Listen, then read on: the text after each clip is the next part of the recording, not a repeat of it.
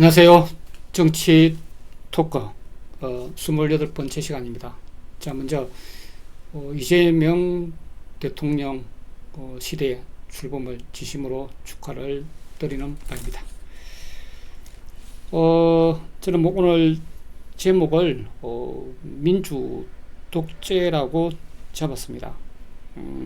진짜 독재를 하자는 말은 아니고, 민주주의 원리에 기반해서 국민을 위한 정치는 아주 과감하게 하자, 그런 차원입니다. 사실 민주당이 그동안 이렇게 장면 정부까지 합치면 5번을 집권했는데 별 변화가 없죠, 사실. 그죠? 그리고 민주 독재를 하지 못하고 너무 어떤 절차적 정당성, 어떤 정치적 고려, 또 어떤 반대파들의 비판, 또 기성 언론의 비판, 이런 게 너무 눈치를 보다 보니까 자고민하다가 해야 될 걸 못한 경우가 대부분이었습니다. 그래서 저는 오늘 제목을 민주 독재를 해야 된다. 그죠? 옳은 일은 아주 국민 하나만 보고 과감하게 원칙만 가지고 방향성만 가지고 달려야 된다. 그런 내용으로 오늘 영상을 만들었습니다. 자, 지금 항상 민주당이 하는 거에 대해서는 이재명 대통령이 하는 거에 대해서는 찬양 일색밖에 없는데, 우리 측에서는 좀 냉정하게 좀 짚고 넘어갈 거는 짚고 넘어가야 되지 않을까, 그런 생각이 듭니다. 그래서 중도 확장을 한다고 들거지들을 많이 데려왔죠. 그죠? 해골 바가지 윤여준이, 이인기, 건오리, 또 김용남이, 허나 무슨 원칙인지 모르겠어요. 막 데리고 오는데, 그런 자들을 데리고 온다는 말은 민주당이나 그 보수들이나 다름이 없다, 그런 어떤 방증이 아닌가, 그런 생각이 들고, 홍준표한테도 손짓을 하고 박근혜한테도 손짓을 하고 유승민한테도 손짓을 하고 그렇게 중도 확장을 한다고 했는데 대선 결과는 8%밖에 차이가 안 났다는 거죠. 사실 중도 확장은 실패예요. 그죠? 정권은 이렇게 창출을 했지만은 안 할 짓을 했다는 생각은 저는 변함이 없습니다. 어떤 국민적인 어떤 열망, 염원으로 볼 때는 한 20% 차이가 나야 되는데 8%밖에 차이가 안 났다는 거고, 그리고 이제 권영국 후보가 9.8% 34만 표를 얻었단 말이에요. 이게 작은 숫자가 아닙니다. 저번 선거 때 윤석열이가 0.7% 차이 24만 표를 더 얻어가 당선이 되었는데 상당한 표입니다. 그래서 이런데도 좀 민주당은 좀 이렇게 점검을 해봐야 되지 않을까. 대부분이 승리를 했다고 지금 자찬하고 있는데, 어떤 패널은 지금 민주당이 이것밖에 못 이긴 거에 대해서 백서를 내야 된다, 이렇게 주장하시는 분도 있던데, 저도 일부 동의를 하고 있는 바입니다. 자, 제가 드리고 싶은 말씀은, 지금 죄는 있는데 지금 처벌이 안 되고 있어요. 저 같은 이렇게 빼없고 힘없는 강사는 강의 시간에 말 한마디 구설수 가지고 강의를 잃은 적도 있습니다. 어떤 버스 기사는 800원 때문에 처벌을 받은 적도 있죠. 그죠? 근데 왜 그렇게 힘 있는 자들은 제가 있는데 벌을 안 받아요? 제가 한번 나인해 보겠습니다. 상무기 분명히 법을 어겼죠. 그죠? 저도 법을 전공했습니다만 지체 없이는 바로 해야 되는 거예요. 일주일 이런 거 없습니다. 그런데 지체 없이 이렇게 대법관 임명하라고 했는데 헌법재판관 임명 안 했단 말이에요. 법 어겼잖아요. 그럼 처벌해야지. 그리고 또 지기현이 일수 계산을 시간 계산을 했잖아요. 그죠? 법을 어겼잖아요. 법 왜곡죄입니다. 처벌해야죠. 그죠? 자체 징계도 안 하고 청문회도 안 하고 특검도 안 하고 아무것도 안 해요. 지금 민주당은 지금 넘어갈 심사인데 저는 이런 데 주목을 하고 있다는 겁니다. 심우정이 즉시하고 해야 되는데 안 했죠. 그죠? 법 어겼죠. 그죠? 처벌해야죠. 또 조희대와 그의 대법관들 절차 어겼습니다. 처벌해야죠. 왜 처벌 안 합니까? 아무것도 안 해요. 그냥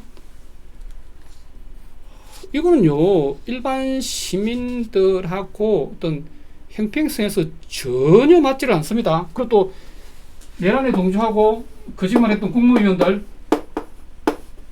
수사하고 처벌해야죠. 안 합니다. 아니 왜 이런 자들은 일반 시민들에 비해서, 제가 말하는 시민은 도시 사는 시민을 말하는 게 아니라 어떤 자유로운 정치적 의사결정이 가능한 시민을 말하는 거예요. 그죠? 아니 일반 시민들하고 왜 잣대가 다른가요? 왜 처벌 안 합니까? 나경원이 그죠? 국회 선진화법 어겼잖아요. 왜 처벌 안 합니까? 처벌해야죠. 그래서 민주당이 이런 거 또 눈 감고 은근슬쩍 넘어가면 안 된다는 말씀 저는 계속 들고 있습니다. 문재인 정부 제2탄이 될 수 있다는 겁니다. 그 2022년도에 2022년 8월 11일 조재현 대법관은 56억을 횡령한 신천지 이만희한테, 신천지 이만희 그죠? 50억 이상을 횡령하면 무조건 실형입니다. 그런데 조재현 대법관은 어떻게 했습니까? 뭐 이만희의 재판은 아니긴 하지만은 청춘 반환 소송이라는 뭐 신천지의 어떤 포교 방식은 종교의 자유를 원천 박탈하기 때문에 처벌을 하자는 그 민사 소송이죠, 그죠? 청춘 반환 소송, 청춘 반환 소송.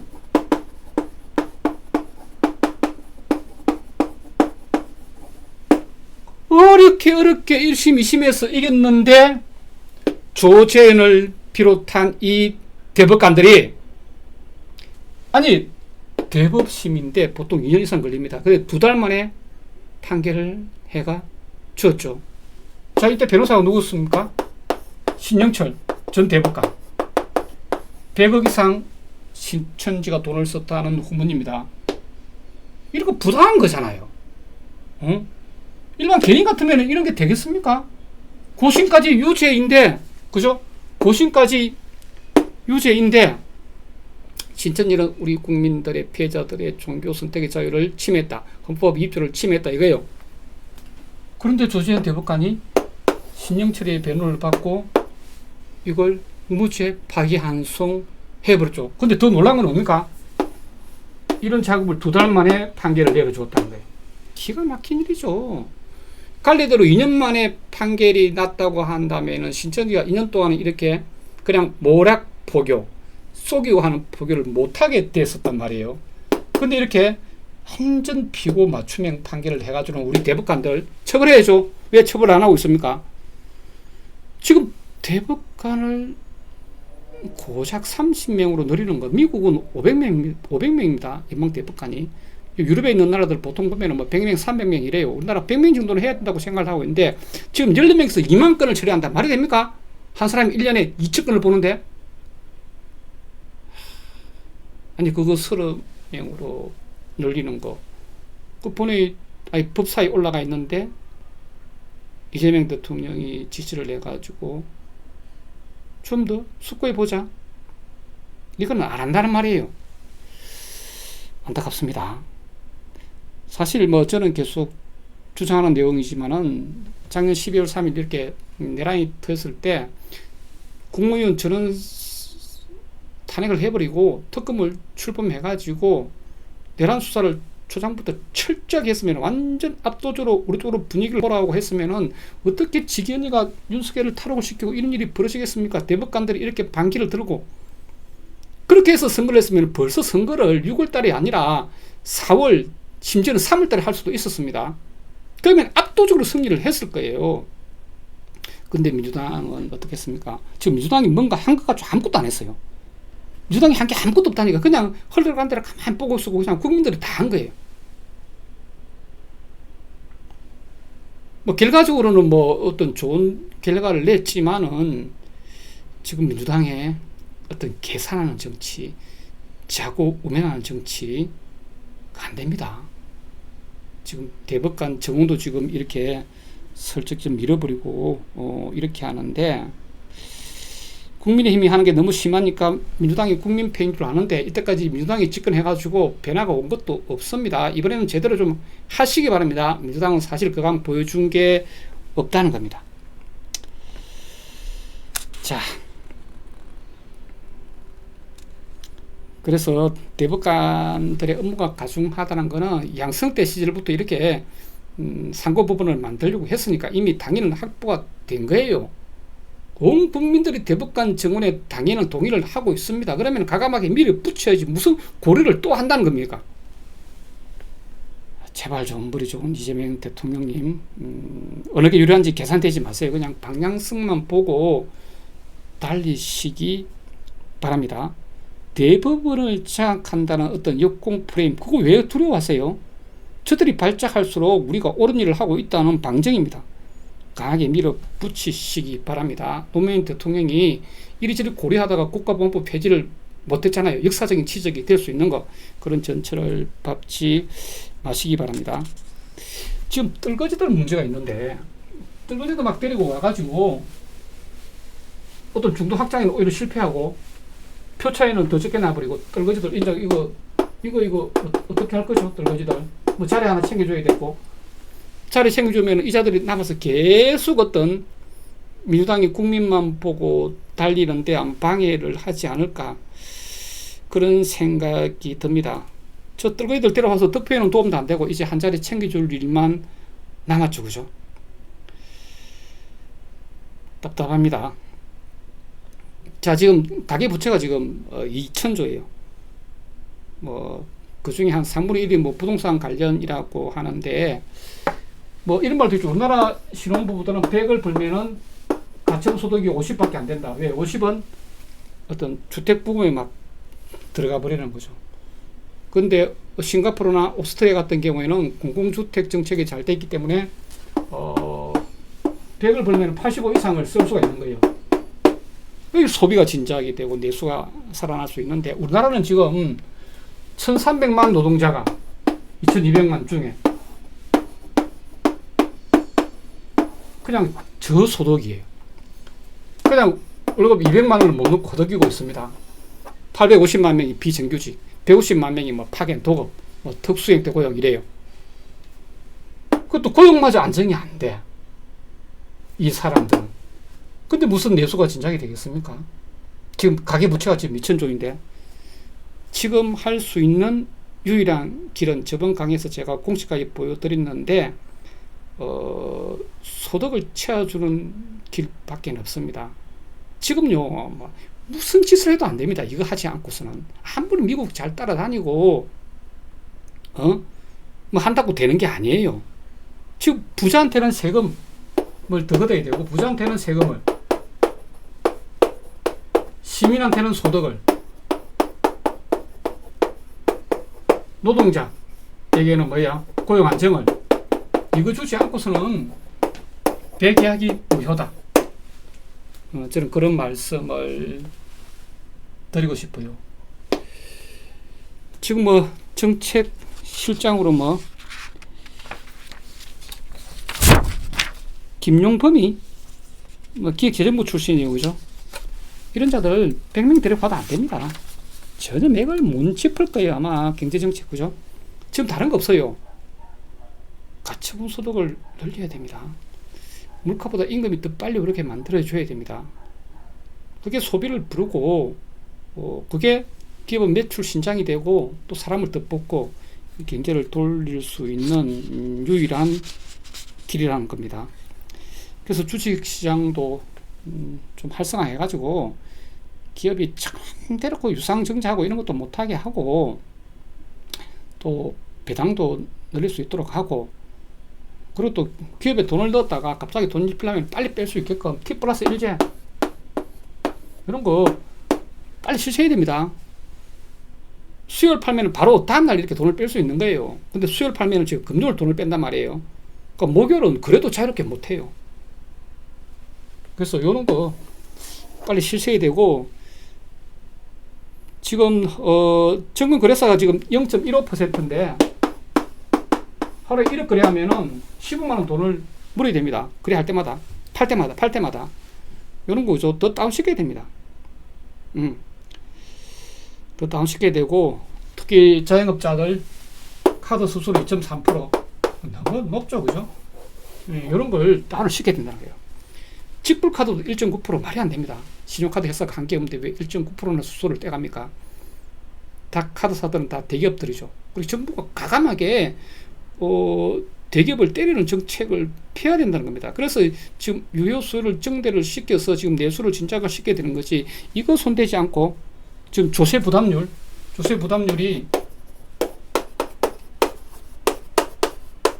지금 22%에서 지금 17% 떨어져 있는데 이런 걸 올려야 돼요. 법인세도 올려야 됩니다. 이거 안 하면은 무슨 짓을 하고 뭐 아무리 북한을 만나고 해도 안 된다는 거죠. 자, 그리고 또 새 정부는 이렇게 좀 자기들의 정책을 좀 뭐 대통령이 뭐 직접 나와서 기자회견을 하든 브리핑을 하든 뭐 PPT 발제를 하든 좀 이렇게 홍보를 좀 잘했으면 하는 그런 생각입니다. 문재인 정부 같은 경우에는 비정규직 제로 시대를 열겠습니다 해가지고 호기롭게 출발해가지고 인천국제공항에 가가지고 플랜카드 걸고 이렇게 하다가 오히려 비정규직을 150만 명을 늘려버렸죠, 그죠?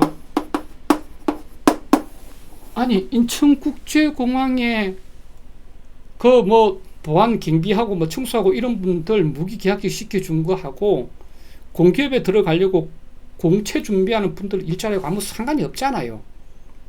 그 불공정한 일이 아니란 말이에요. 그럼 그런 데서 철저하게 홍보를 해야 되는 거고, 지금 우리나라 특히 20대 지금 남자들이 얼마나 지금 멍청하면 이것들이 아무것도 모르면서 진짜 입만 살아가지고 아니, 서울교통공사 옛날에 박우순 시장 시절에 이렇게 비정규직 2,000명을 정규직 무기계약 전환을 시켜줬단 말이에요. 그러니까 어떻게 했습니까?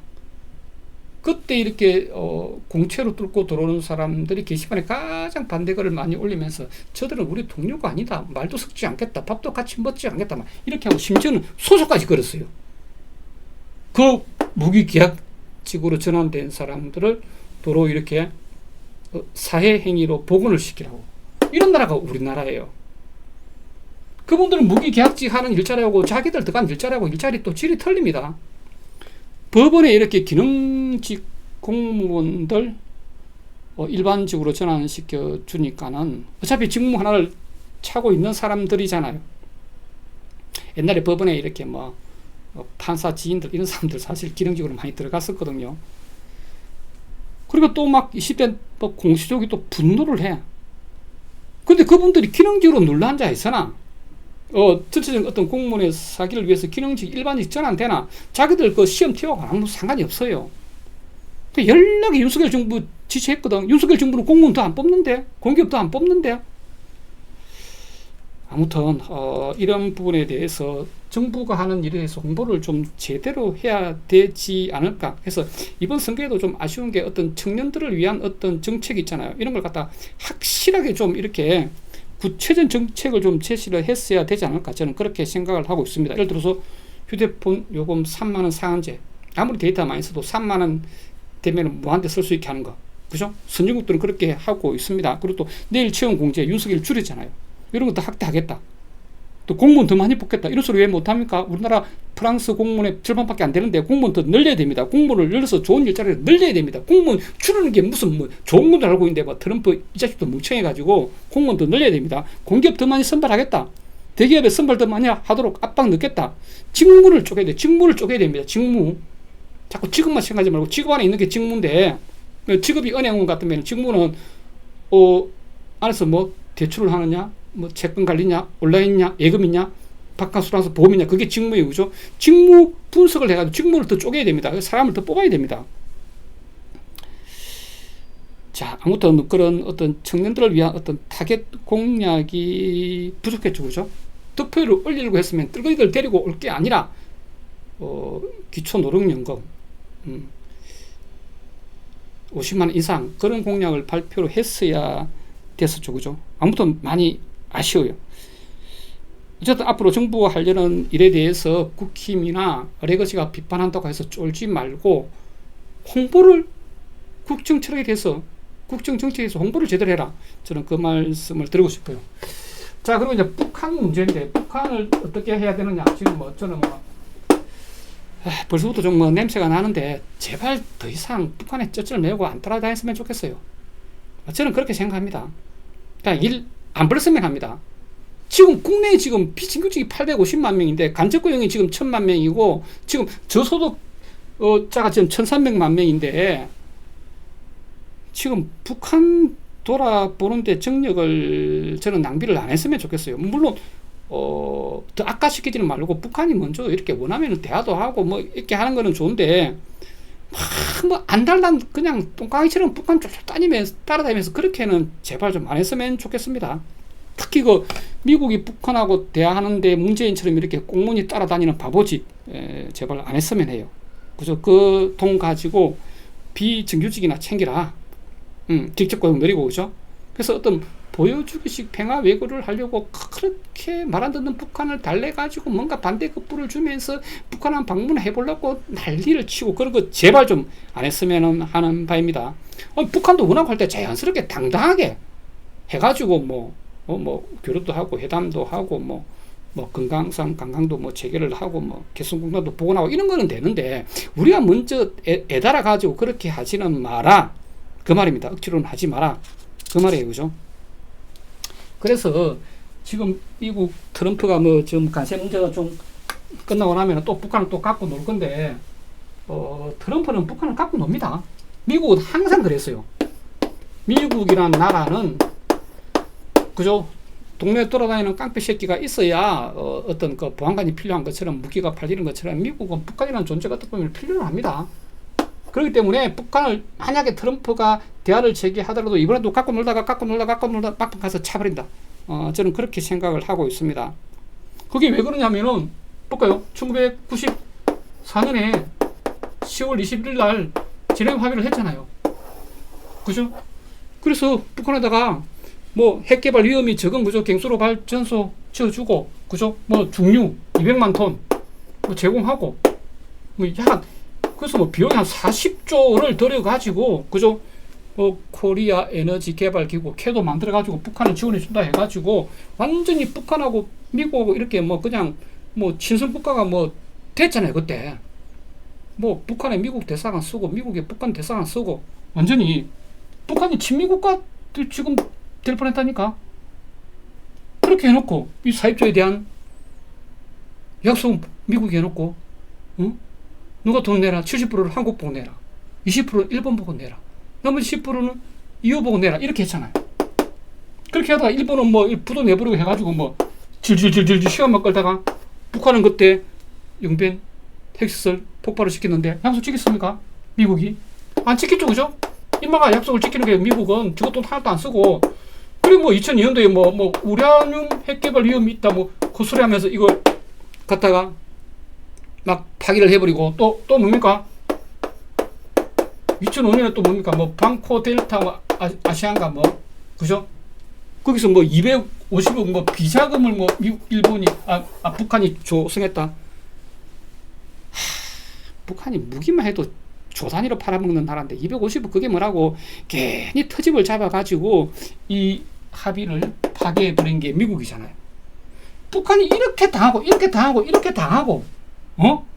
또 뭡니까? 2018년도에 이렇게 하노이 가서 이렇게 또 당했잖아요. 딱 북한하고 이렇게 평화를 할 것처럼 해갖고 95% 올라갔고 엎어버리는 게 미국이에요. 항상. 왜? 북한은 동네 깡패로 남아 있어야 되기 때문에 또 이짓할 건데 트럼프가 이것도 따라다닐 거예요. 제발 좀 중심을 잡고 정신 차리시기 바랍니다. 미국은 그런 나라다. 미국은 우리 한반도를 갖고 논다. 그죠? 자, 그 다음에 검찰개혁 이야기인데